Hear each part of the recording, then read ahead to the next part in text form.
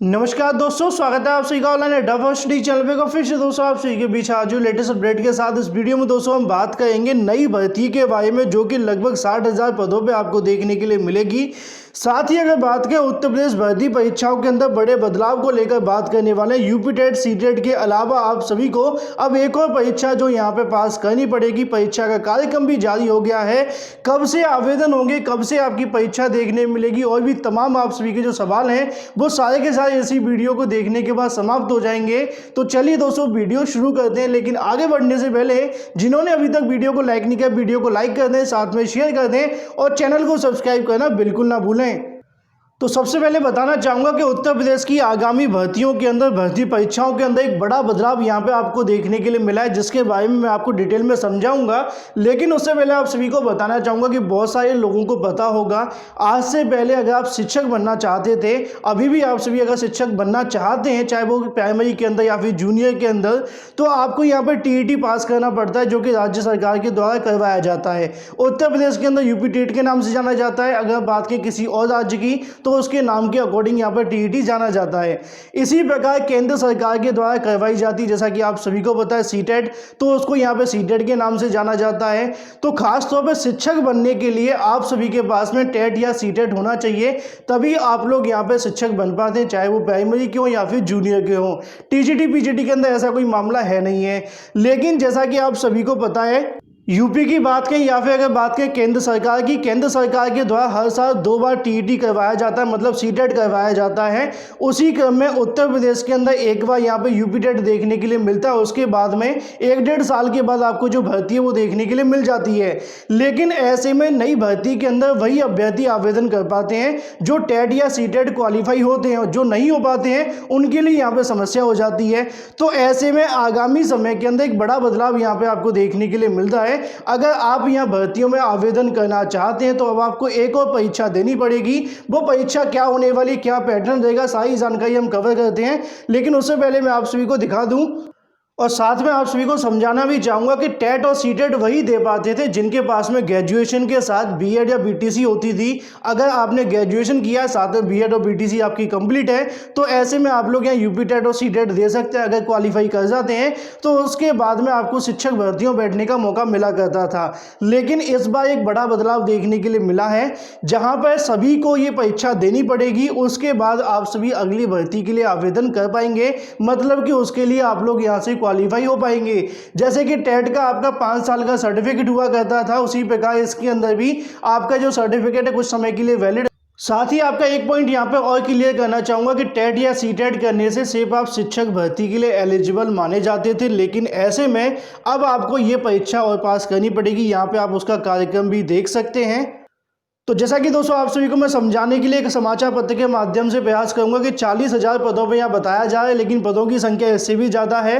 PAT के जरिए आपको जो भर्ती है वो देखने के लिए मिलेगी, जिसके अंदर ये बताया गया कि जनवरी 2021 के अंदर आपके जो आवेदन है वो लिए जाएंगे। उसी क्रम में आप सभी के सामने यहाँ पर भी देखने के लिए मिलेगा कि पैट का विज्ञापन जनवरी में निकालने पर निर्णय जल्द आपको यहाँ से देखने के लिए मिल जाएगा। मामला क्या है? मामला ये है कि अध्यक्ष की तरफ से, मतलब प्रवीण कुमार की तरफ से यहाँ बताया गया है कि पैट का विज्ञापन जनवरी में निकालने पर जो विचार है वो लगातार जारी है। आयोग की बैठक में जल्द इस पर जो निर्णय है वो आपको देखने के लिए मिलेगा। आगामी पंचायती चुनाव से पहले बोर्ड परीक्षा के मद्देनजर मार्च अप्रैल 2021 में पीईटी का जो आयोजन है वो करवाया जाएगा। अब ये पीईटी क्या है, बहुत सारे अभ्यर्थी जानते होंगे, जो नहीं जानते उन सभी को बताना चाहूंगा। जैसे कि आपका यहाँ पर टीईटी हुआ करता था, उसी प्रकार यहाँ पे इनका पीईटी हुआ करेगा, जिसको आप सभी को यहाँ पे क्वालिफाई करना पड़ेगा। तो ऐसे में पीईटी के आपको पता होना चाहिए प्रीलिमिनरी एलिजिबिलिटी टेस्ट, मतलब जैसे कि यहाँ पे आप सभी को देखने के लिए मिल जाएगा प्रारंभिक अर्हता परीक्षा, मतलब पीईटी के माध्यम से आपके लिए यहाँ पे कहीं ना कहीं 60,000 पदों पर भर्ती का जो रास्ता है वो खुल जाएगा। सिर्फ 60,000 ही नहीं, इसके अलावा जितनी भी भर्तियाँ आने वाली हैं उन सभी के लिए आप सभी के यहाँ से जो रास्ता है वो खुलने वाला है, क्योंकि केंद्र सरकार की तरफ से भी सीईटी यहाँ पर लागू किया गया, जिसके बारे में जानकारी आप सभी को मैंने कई बार दी भी है कि आगामी समय के अंदर केंद्र सरकार भी सीईटी यहाँ पर पे लगवाने वाली है। तो उसी क्रम में आप सभी के सामने देखने के लिए मिल रहा है कि मार्च अप्रैल 2021 में पीईटी कराने का आयोजन का प्रयास किया जा रहा है। साथ में जानकारी यहाँ पे ऑफलाइन के बारे में दी गई है। साथ ही ये बताया गया है कि 30 से 35 लाख अभ्यर्थी इसके अंदर शामिल हो सकते हैं। तो ऐसे में आप सभी को इसके बारे में ये भी पता होना चाहिए कि ऑनलाइन कराने की भी तैयारी देखने के लिए मिल रही थी, क्योंकि यहाँ पे जब 30-35 लाख तैयार होंगे तो किस प्रकार उनका यहाँ पे रिजल्ट घोषित किया जाएगा, स्कोर कार्ड दिखाया जाएगा। तो ऐसे में ऑनलाइन कराने पर ही विचार चल रहा था, इसके बारे में आप सभी को दिखा भी दूंगा। तो ऐसे में इसकी अगर बात करें पीईटी का स्कोर कार्ड कितने दिनों के लिए वैलिड रहेगा, यहाँ पे आयोग के माध्यम से जानकारी दी गई थी कि सरकार को जो प्रस्ताव भेजा गया था शासन की तरफ से, वहाँ पे शासन ने स्पष्ट तौर पर जानकारी दी थी कि पीईटी का जो स्कोर कार्ड होगा वो सिर्फ 1 साल के लिए वैलिड होगा। हालांकि आयोग की तरफ से कहना था कि 3 साल के लिए वैलिड होना चाहिए, लेकिन मंजूरी नहीं मिली थी। ये बात भी आप सभी को यहाँ पे ध्यान रखनी है कि टीईटी आपका 5 साल के लिए जैसे होता था, सेम यहाँ पे 1 साल के अंदर जो भी भर्तियां आएंगी उसमें आपका पीईटी वैलिड होगा। अब सवाल यहाँ पे देखने के लिए मिलता है कि चलो आवेदन तो जनवरी से शुरू हो जाएंगे, परीक्षा मार्च अप्रैल में हो जाएगी, लेकिन पाठ्यक्रम का क्या होने वाला है। अलग अलग विभागों से अगर भर्तियां देखने के लिए मिलती हैं तो उसमें किस प्रकार यहाँ पे कहीं ना कहीं अभ्यर्थी आवेदन कर पाएंगे, तो उसके बारे में मैं आप सभी को यहाँ पे दिखाना चाहूँगा। और साथ ही आप सभी को पदों की संख्या के बारे में भी जानकारी देखने के लिए मिल जाएगी, क्योंकि सुबह जब मैंने आप सभी को ये वाली जानकारी दी तो उसके बाद से लगातार अभ्यर्थी के मन में तमाम सवाल देखने के लिए मिल रहे थे। इसी वजह से एक डेडिकेटेड वीडियो आप सभी के सामने बनाया गया है। तो नए साल के लिए अगर बात करें, आयोग की तैयारियां शुरू हो गई हैं। 50,000 पदों पर भर्तियां बताई जा रही हैं। अगर अध्याचन सही तरीके से लिए जाएंगे तो पदों की संख्या 60 के आसपास ही पहुंच जाएगी, क्योंकि लोक सेवा आयोग या फिर अगर बात करें अधीनस्थ सेवा चयन आयोग या फिर उत्तर प्रदेश का कोई भी आयोग, सही तरीके से पदों की संख्या किसी के पास नहीं आ पाती है। तो ऐसे में अगर बात की, एक सवाल मैंने आप सभी को बताया कि किस प्रकार आप सभी का यहाँ पे कहीं ना कहीं योग्यता का आधार बनाया जाएगा। तो यहाँ पे लिखा है कि अधीनस्थ सेवा चयन आयोग इसे जल्द भर्ती प्रक्रिया पूरा करने के लिए योग्यता के आधार पर आवेदन लेगा। जैसे कि अगर बात करें आपने 10th किया है, 12th किया या फिर ग्रेजुएशन है या फिर कोई भी आपने कोर्स कर रखा है, तो ऐसे में उनके ग्रुप बाय यहाँ पे कहीं ना कहीं आवेदन लेने पर विचार विमर्श लगातार जारी है। मतलब जैसे कि कोई वैकेंसी आने वाली जिसमें 12th वाले अप्लाई कर सकते हैं, तो आपका जो आवेदन लिया जाएगा पूरा डाटा उसके अनुसार लिया जाएगा, जिससे कि आप लोगों के बारे में पता चल पाएगा कितने अभ्यर्थी 12th वाले हैं, कितने अभ्यर्थी ने कौन कौन सा कोर्स कर रखा है। उसके माध्यम से ग्रुप बाय आप सभी के आवेदन के अनुसार उसकी मुख्य परीक्षा में आप सभी को यहाँ पे शामिल कर लिया जाएगा। लेकिन सभी परीक्षाओं के लिए आपके पास में पीईटी होना अनिवार्य है, जो कि आपको यहाँ देखने के लिए मिल रहा है। उसी क्रम में नीचे भी आप सभी के सामने देखने के लिए मिल जाएगा। इसके लिए आयोग में आए हुए भर्ती प्रस्ताव को पद और योग्यता के आधार पर अलग अलग करने का जो काम है वो शुरू कर दिया गया है। इससे आवेदन करने वाले अपने ग्रुप के आधार पर आवेदन कर सकेंगे और आयोग को भी भर्ती परीक्षा कराने में यहाँ पर जो आसानी है वो देखने के लिए मिलेगी। साथ ही यहाँ पे एक सवाल देखने के लिए मिलता है कि पाठ्यक्रम क्या होगा, तो उसी क्रम में जानकारी दी गई कि पाठ्यक्रम ऑनलाइन करवा दिया जाएगा, जिससे कि किसी भी अभ्यर्थी को समझने में समस्या नहीं होगी। उसी क्रम में नीचे लिखा है कि आयोग प्रारंभिक अर्हता परीक्षा मतलब पीईटी पाठ्यक्रम ऑनलाइन जारी करेगा।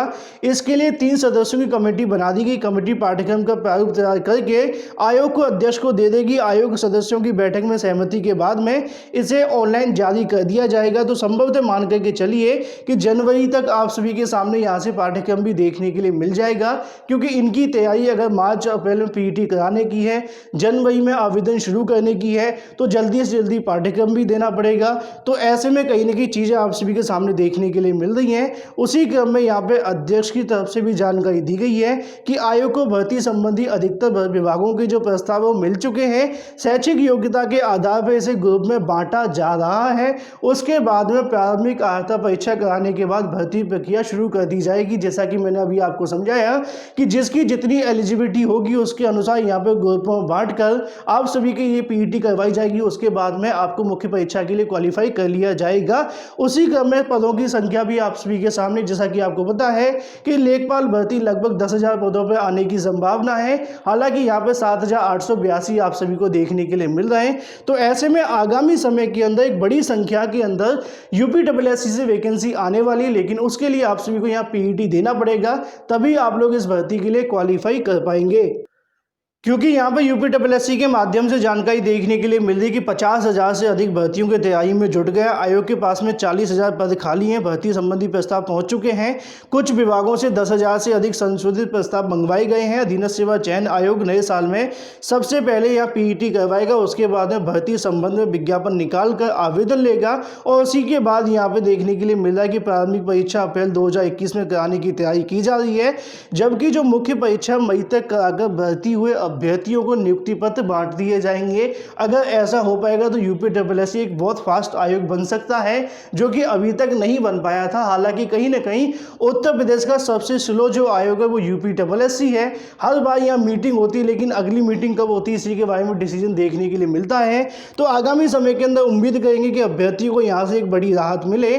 तो उसी क्रम में यहाँ पे आप सभी के सामने सारा का सारा डाटा आ जाता है कि अब आप सभी जुट जाइए अपनी तैयारियों में, क्योंकि बहुत सारी भर्तियां आप सभी को देखने के लिए मिलने वाली, चाहे वो शिक्षक भर्ती, प्राइमरी जूनियर शिक्षक भर्ती हो, या फिर अगर बात करें यूपीएससी यूपीपीएससी से। और लगातार आप सभी को जो अपडेट है वो ऑनलाइन अड्डा फर्स्ट स्टडी चैनल के माध्यम से दी जा रही है। अगर अभी भी आप सभी के मन में कोई सवाल है तो वीडियो के माध्यम से आपसे पूछ सकते हैं, जब मैं आप सभी के बीच में लाइव आऊंगा, या फिर कमेंट बॉक्स के अंदर भी आप लोग अपना कमेंट छोड़ करके जा सकते हैं। फिलहाल इस वीडियो के माध्यम से इतना ही। Thank you for watching this video.